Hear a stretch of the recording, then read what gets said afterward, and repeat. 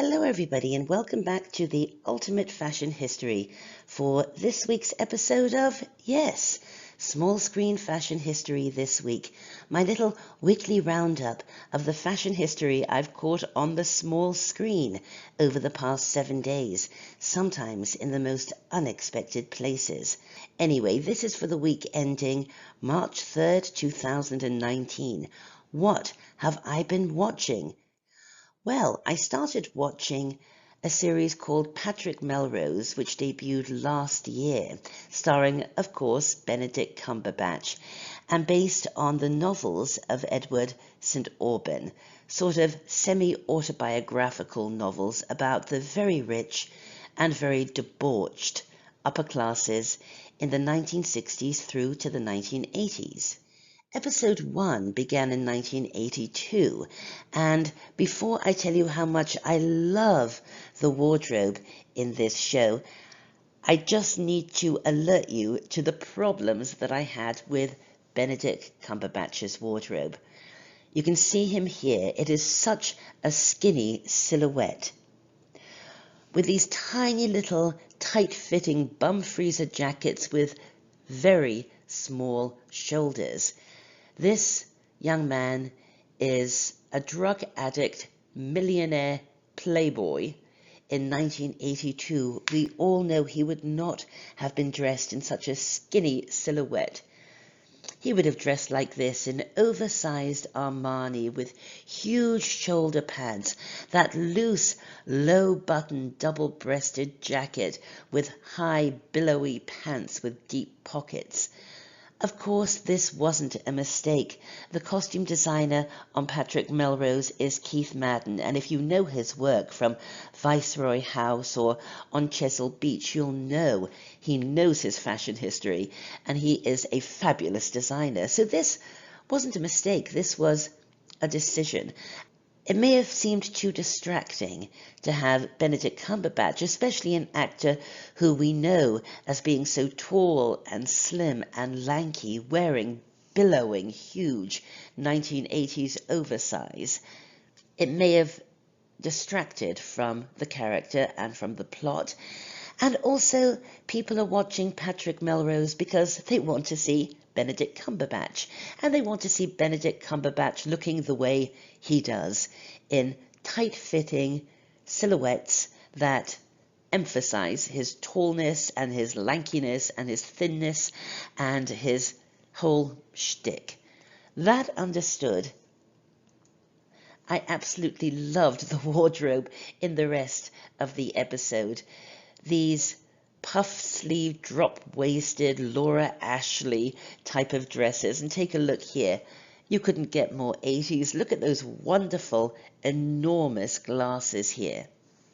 However, I was much more excited in episode 2, because episode 2 is entirely a flashback to the late 1960s.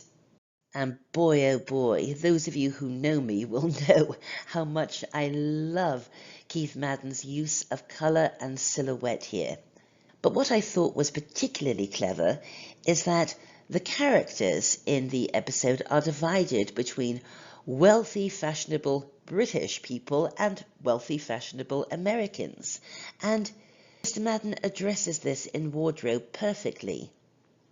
This is a British character, and these are American characters, and you can really see the difference in approach between Britain and America, fashionable people in Britain and America in the 1960s. On the left, we are really starting to get this late 60s, early 70s Deco revival Bieber kind of thing. And on the right, the rich and stylish Americans still very much adhering to that colourful Jackie Kennedy silhouette of the earlier part of the decade. Look at that beautiful Nehru-collared tie silk sleeveless shift dress on the right there, but I think everybody will agree that the best dress in the whole episode was this hot pink number worn by Jennifer Jason Leigh. Look at those ostrich feather sleeves, and if I zoom in, and sorry it's a bit blurry, you can see that the ostrich is actually a dyed ombre going from hot pink to pale pink. What a beautiful dress, and what beautiful colours.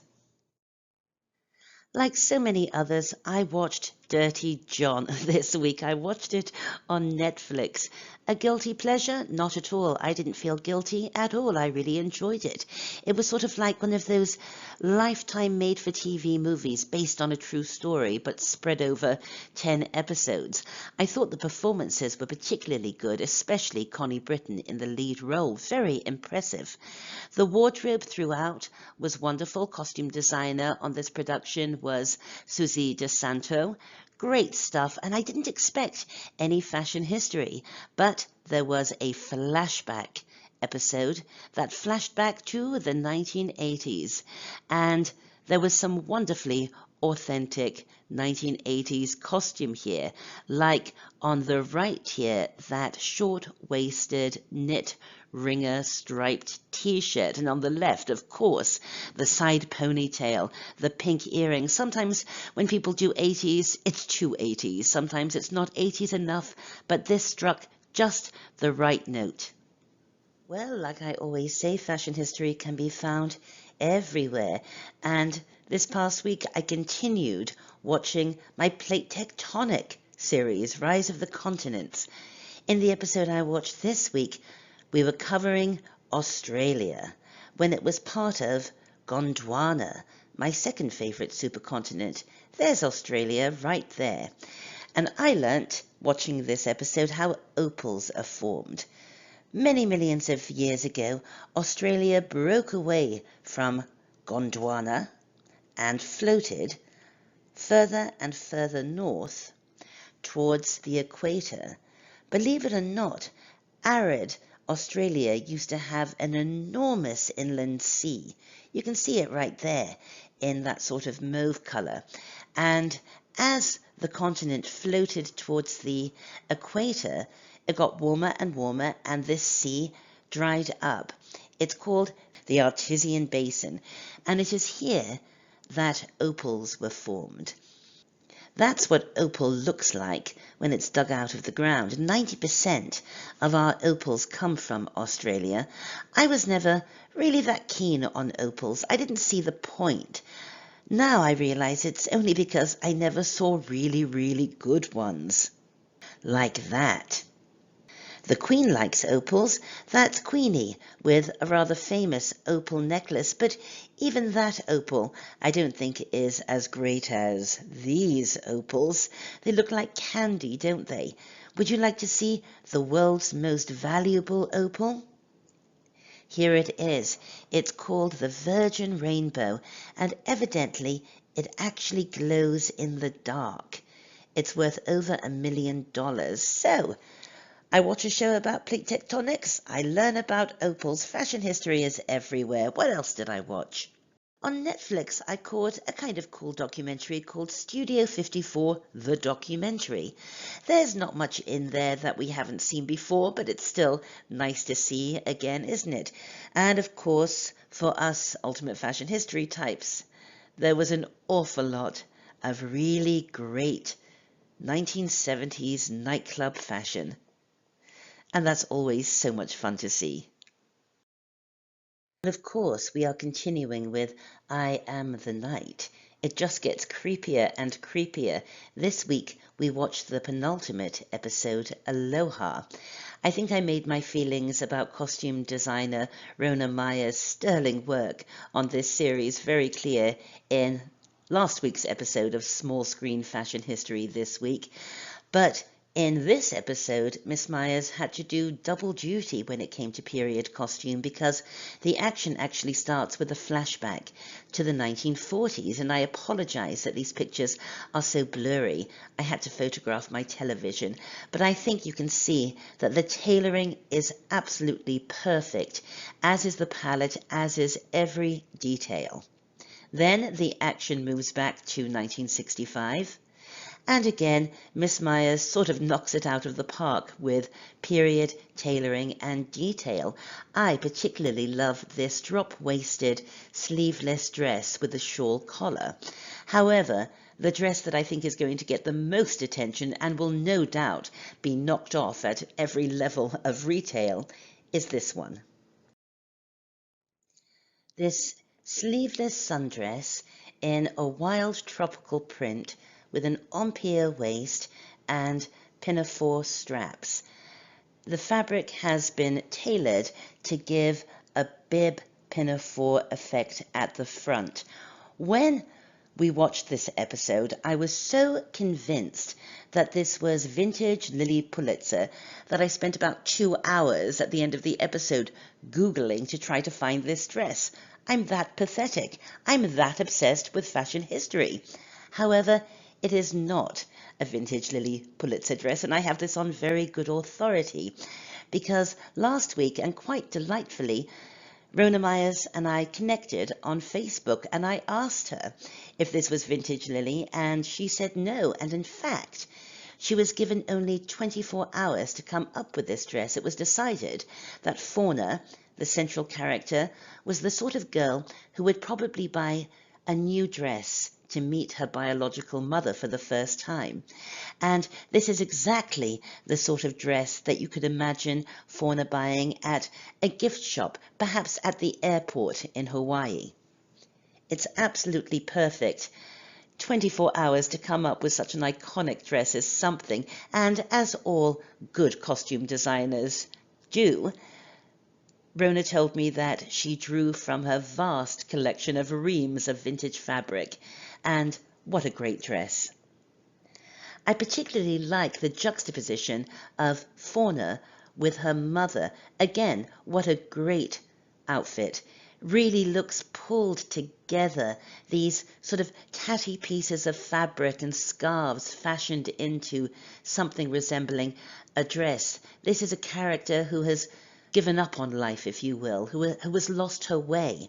And I love the juxtaposition of daughter, young and hopeful, in this tropical print, really trying to look nice to meet her mum for the first time, and a rather raggedy individual who is her mother. I particularly like the ombre effect on that kind of hippie skirt. I don't know if it was CGI or if the production was just in luck, but it was very overcast, this episode in Hawaii. And so this tropical sundress really told its own story in such a creepy and overcast setting. I want to say a few words about the wardrobe for Chris Pine in I Am the Night. I often talk about costuming to character, don't I? And I think this is a great opportunity for me to expand on that idea. I always feel that there is something a little bit out of step about his wardrobe. It's 1965, and yet there's something a little bit 50s about the way that he dresses, and this is perfect. This is a man whose life was interrupted. It was interrupted by the Korean War, and he had a terrible experience in Korea, and we meet him as a drug-addicted hack, sort of down on his luck and haunted by his inner demons. And sartorially, he was sort of interrupted as well in this most recent episode. Here he is in a shirt and a bomber jacket, and as you can see on the right, his pant hems are always a little bit too short. He wears them with sneakers. It's a very James Dean sort of look, I think. And I think this is perfect because as a much younger man, James Dean is exactly the kind of character that Chris Pine would have idolized in his role. I think this is genius. I think this is a great way to costume to character, but subtly. He doesn't look out of place in 1965, but there's something just a little bit 50s about him. I have been continually impressed with Rona Myers' work on I Am the Night, and I'm just going to put this out there in the universe. Can there please be an Emmy in this young lady's near future? I would like that. What else have I been watching?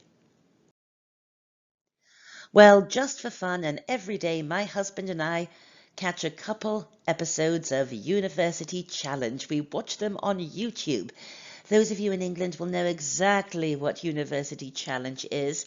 Those of you elsewhere, I should explain, University Challenge is a long-running quiz show It started in 1962, where teams from various colleges and universities compete against each other to answer the most impossibly difficult questions you can imagine. This ain't Jeopardy! It is ridiculously hard, so if we happen to get a question right, oh my goodness, we feel like Einstein. The questions are so hard that if we get the answer wrong and one of the panel gets the same wrong answer, we still count it and give each other half a point. Anyway, we've run out of new University Challenge episodes to watch, so we have gone back and we are now watching episodes from the 60s, the 70s, the 80s and beyond. And for me, as a fashion historian, it's a really fun way to get a real life glimpse, at least from the waist up, of what young people wore in these eras if they were generally upper class, nerdy brainiacs. Great fun. Anyway, I hope you enjoyed this episode of Small Screen Fashion History this week. That is a long title, but hey, you thought of it. You all voted on that title. You can contact me through my website, amandahallay.com. Join our Facebook group. We always have loads of fun over there. Check out our books at Dean Street Press. I'll be back very soon, hopefully without a cold and a sore throat. I've been so gravelly this episode. So just click that little circle to subscribe. And as always, thanks ever so much for watching.